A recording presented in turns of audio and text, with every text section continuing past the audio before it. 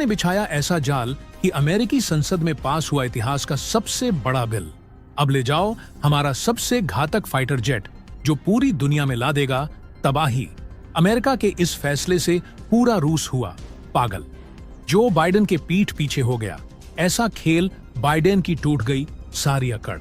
एक बार फिर ट्रंप और भारत की दोस्ती रचेगा इतिहास।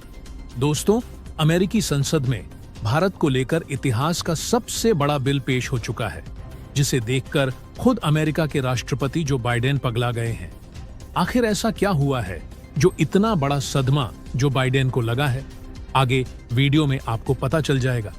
फिलहाल तो यह जानते हैं कि इस बिल के आते ही भारत में इतनी खुशी क्यों छा गई है।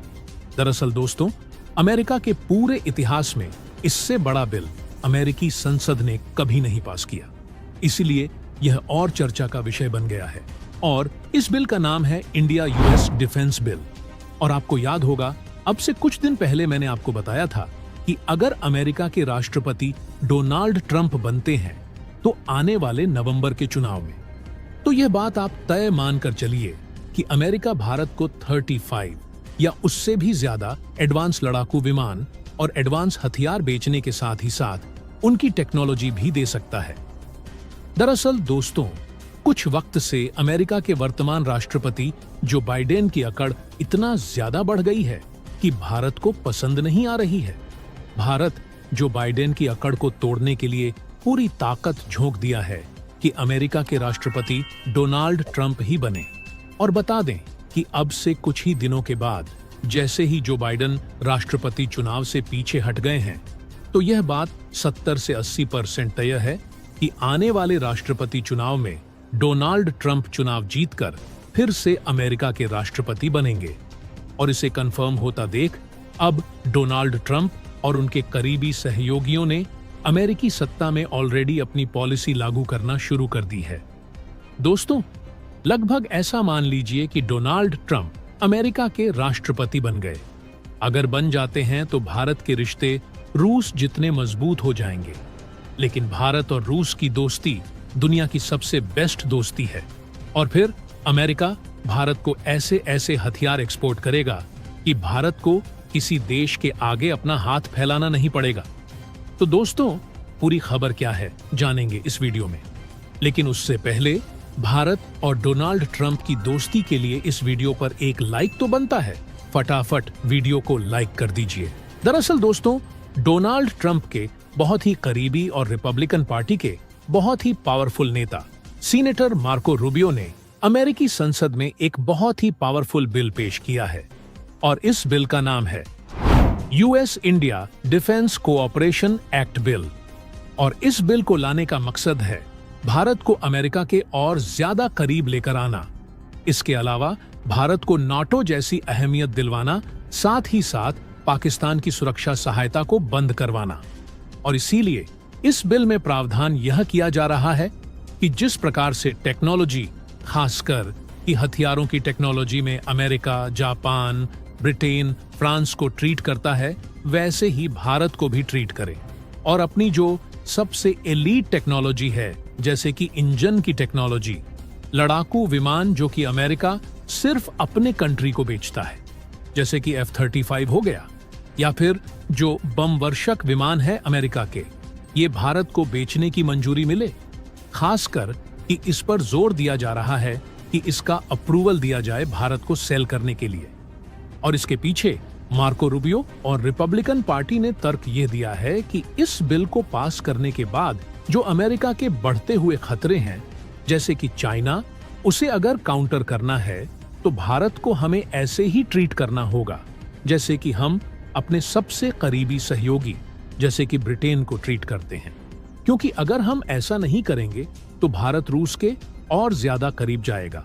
और अब से 1 महीना पहले अमेरिका यह देख भी चुका है कि पिछले 3 सालों में जो बाइडेन ने जैसे भारत के साथ व्यवहार किया है, यानी कि भारत को बिल्कुल भी इंपॉर्टेंस नहीं दी, ना ही भारत के साथ कोई बड़ी डील करी, तो भारत रूस के करीब जाता दिखा। रूस के साथ डील करी, भारत ने काफी ज्यादा व्यापार किया, जिससे कि अमेरिका और भारत के संबंधों को नुकसान पहुंचा है। भारत अब अमेरिका पर उतना भरोसा नहीं करता, लेकिन इस भरोसे को दोबारा कायम करने का काम करेगा यह डिफेंस बिल।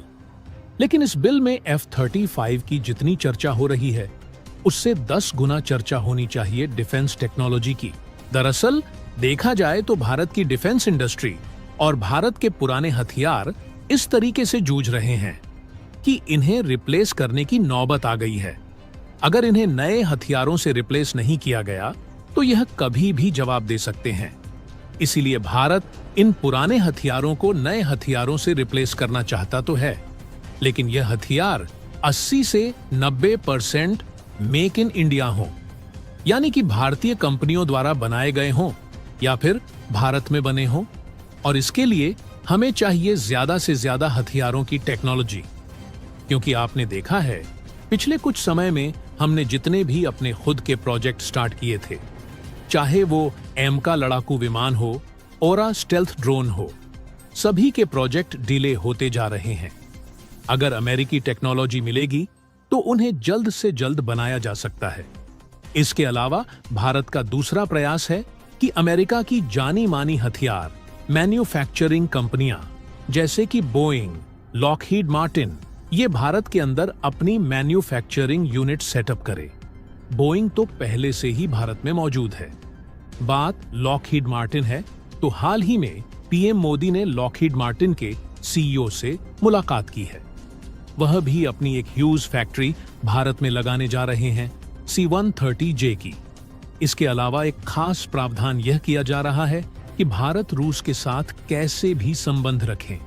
भारत उनसे कुछ भी खरीदे लेकिन भारत पर कोई प्रतिबंध न लगे। अमेरिका का जो एक बहुत ही कड़ा सैंक्शन प्रोग्राम है कैटसा, उसे छूट दी जाए।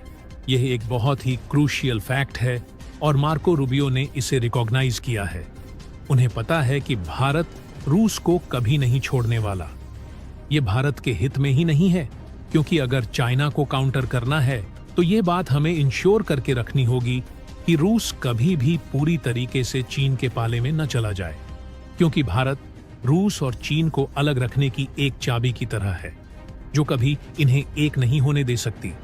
इसलिए भारत को यह छूट दी जाए कि भारत के कभी भी रूस के साथ डील करने पर, संबंध रखने पर क्वेश्चन न किया जाए।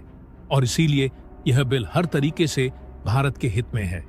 और अगर यह पास होता है, जिसकी बहुत ही हाई चांसेस है, तो ऐसी स्थिति में यह भारत के लिए एक ऐतिहासिक और बहुत बड़ी जीत के तौर पर देखा जाएगा, जो भारत को हर लिहाज से फायदा पहुंचाएगा। तो दोस्तों, अगर सारी चीजें